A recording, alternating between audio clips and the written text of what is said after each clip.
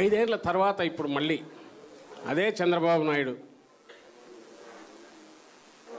నానా రకాలుగా అన్ని రకాలుగా అబద్ధ ప్రచారాలు విష ప్రచారాలు చేసి అలాగే ఎక్కడున్న A to Z వరకు అందరినీ ఎక్కడ కూడగట్టుకొని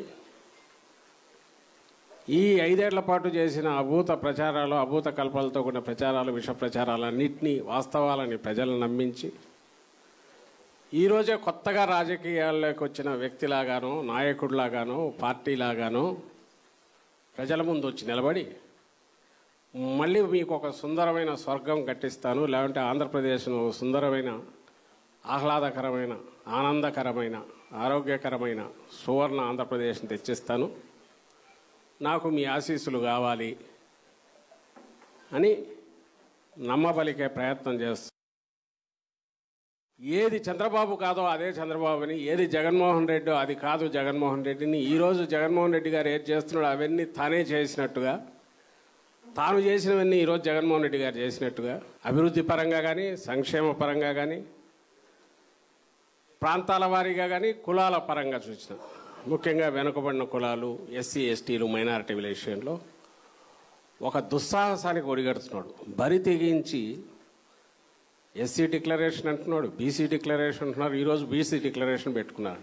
ఇది కొత్తగా పార్టీ పెట్టిన వాళ్ళు లేక అధికారం లేక ఎప్పుడు వచ్చే అవకాశం లేని కమ్యూనిస్ట్ పార్టీలు లాంటివి ఎవరన్నా పెట్టుకుంటే అర్థం ఉంటుంది. అంటే మేము వస్తే ఇదిగో పొడిచేవాళ్ళం అని చెప్పడానికో, మాకు అవకాశం వచ్చి ఇంత చూపించే వాళ్ళ మీద చెప్పడానికో అవకాశం ఉంటుంది. నువ్వు 3 సార్లు ముఖ్యమంత్రి అయ్యి 14 ఏళ్ళు ముఖ్యమంత్రిగా ఉండి ప్రజలు అవకాశం ఇచ్చిన ప్రతిసారి సరే 95లో అంటే నీ సొంతం కాదు, మీ మామను దించో వెన్నుపోటు పొడిచో కబ్జా చేసుకున్న అధికారం కాబట్టి అనుకోవచ్చు. ఇప్పటికైనా సరే 9 వరకు చూసినాం కాబట్టి రాజశేఖర రెడ్డి ఇట్లా చేసి ఆయన నిలబడిపోయినాడు చరిత్రలో. మనం కూడా అవసాన దశలో ఉన్నాం.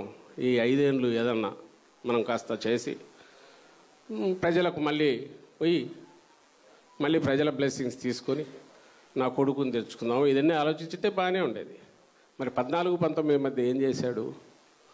అంతకు ముందుకు మించి కంటే కూడా దిగజారి ఇంకా మళ్ళీ ఛాన్స్ లేదు, అవకాశం రాదు, దీపం ఉండగానే ఇల్లు చక్కదిద్దుకోవాలన్నట్టుగా అడ్డంగా పోలవరం దగ్గర మొదలు పెడితే ఇటు అమరావతి వరకు ఇది అది అని కాదు, అన్న క్యాంటీన్ల దగ్గర నుంచి మరుగుదొడ్ల వరకు అది ఇదని వదల్లా. ఇది చాలదని చెప్పి కొడుకు వచ్చినాక ఈ మాత్రం కూడా తెలివి ఉంటుందో ఉండదో ఎందుకు వచ్చినా గొడవ అనుకొని ఒక మాఫియా గ్యాంగ్ను కూడా తయారు చేశాడు కింది వరకు జన్మభూమి కమిటీల పేరుతో. ఇది మన కళ్ళ ముందు జరిగింది.